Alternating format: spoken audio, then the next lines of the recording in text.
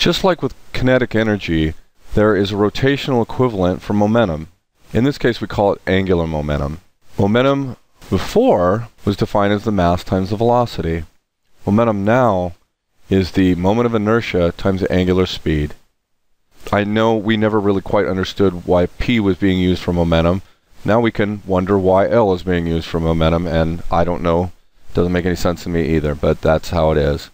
Angular momentum can also be thought of in kind of a different way. If you have a point in space that you consider an axis of rotation, and you have a particle that is zipping by with a certain speed and mass, and you know the distance perpendicular to its path, which we'll call r, the angular momentum can also be expressed as its momentum times r, which can be useful in certain situations.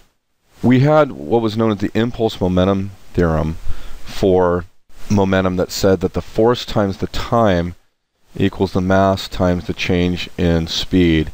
And we can create an identical corresponding equation for, which we could call the angular impulse momentum theorem. For force, we put in torque, then we have time, and then we have the moment of inertia and the change in angular speed. This can be useful occasionally, but again, anything we did in linear terms, we can do in rotational terms just by swapping out the symbols for the most part. Another thing that was extremely important about momentum was its conservation.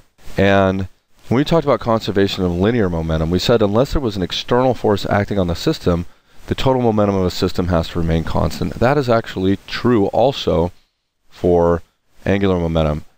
So we could say the angular momentum of a system in one state equals the angular momentum of the system in another state. Now the difference here that's interesting is that to change the momentum of an object that was moving translationally, generally you were changing the speed because mass doesn't change. But it turns out for rotating objects, it's actually not that difficult to change your moment of inertia. Moment of inertia depends on the distribution of mass. So if you were to change the distribution of a mass that was spinning, you would correspondingly change its rotational speed. A great example of that is from your conceptual video where they show ice skaters. Got their arms outstretched, they spin at one speed, they pull their arms in, thereby decreasing their moment of inertia, which causes their angular speed to go up. And you will use this idea on more than one occasion. One type of problem, I guess I call this the record player problem. You've got this disc, let's say, that is spinning. It's not being powered, it's just spinning away. We'll assume there's no friction here. It has a particular moment of inertia and a particular angular speed. What would happen if I dropped something onto it? Let's say I dropped a bug. No, something better than that, a mouse. Falls from the sky, lands on the turntable. An increase in mass is going to change the moment of inertia, which means the speed's going to change too.